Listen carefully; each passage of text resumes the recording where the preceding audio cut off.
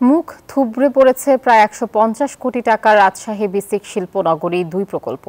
৩ বছর আগে উদ্বোধন হওয়া এই প্রকল্পের ২৮৬টি শিল্প প্লটের মধ্যে মাত্র ৩টি প্লটে কার্যক্রম শুরু হয়েছে। অর্থনীতিবিদরা বলছেন, শিল্প পরিকল্পনায় নীতিমালার সুস্পষ্ট বাস্তবায়ন না থাকায় টেকসই শিল্পনগরী গড়ে উঠছে না। মতিউর মর্তুজার তথ্য ছবিতে ডেস্ক রিপোর্ট। ২০২২ সালের জুলাইয়ে ৫০ একর জমিতে গড়ে ওঠা রাজশাহী বিসিক শিল্পনগরী ২ প্রকল্পটি উদ্বোধন করা হয়। প্রায় ১৫০ কোটি টাকার এই প্রকল্পে ২৮৬টি শিল্প প্লটের মধ্যে এখন পর্যন্ত বরাদ্দ হয়েছে মাত্র ৪৯টি। ৩ বছরে মাত্র 3টি প্লটে শিল্প কার্যক্রম শুরু হয়েছে। বান্ডেল থাকলে প্রতি সেনমানিতে টাকা বাঁচবে। বিকাশ সেনমানি বান্ডেল কিনে জিতুন প্রতি লেনদেনে। ব্যবসায়ী ও উদ্যোক্তারা বলছেন, প্লট নিয়ে কেউ ফেরত দিয়েছেন, অনেকে আবার প্রত্যাহার করেছেন। প্লটের অতিরিক্ত দাম, আনুষঙ্গিক সুবিধা চালু না করাকে দুষছেন তারা।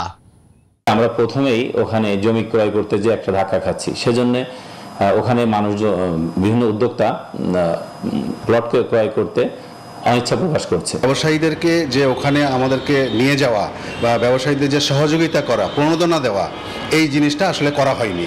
ব্যবসায়ী নেতারা বলছেন, বর্জ্য ব্যবস্থাপনার সুবিধা না থাকা, ঋণের জটিলতা এবং প্লটগুলো শিল্প প্রতিষ্ঠান বান্ধব না হওয়ায় এটি চালু হচ্ছে না।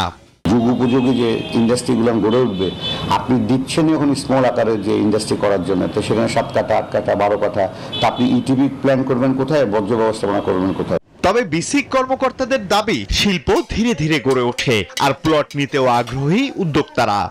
অবশ্যই নিশ্চয়ই ভাইয়া, শিল্পায়ন তো ধীরে ধীরে হয় ভাই, একবার শিল্পায়ন হয় না, হচ্ছে শিল্প হচ্ছে। শিল্প পরিকল্পনায় সুস্পষ্ট নীতিমালা ও অবকাঠামো সুবিধার অভাবে টেকসই শিল্পনগরী গড়ে উঠছে না বলছেন বিশেষজ্ঞরা। অবকাঠামোগত ডেভেলপমেন্টগুলো এখনো সেই পরিমাণে কিছুই হয়নি। এটি হচ্ছে বাংলাদেশের শিল্প পরিকল্পনা, শিল্প উন্নয়ন পরিকল্পনার একটি দেশব্যাপী একটা সমস্যা।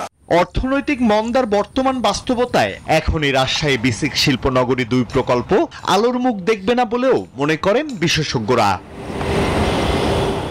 Desk report, news 24।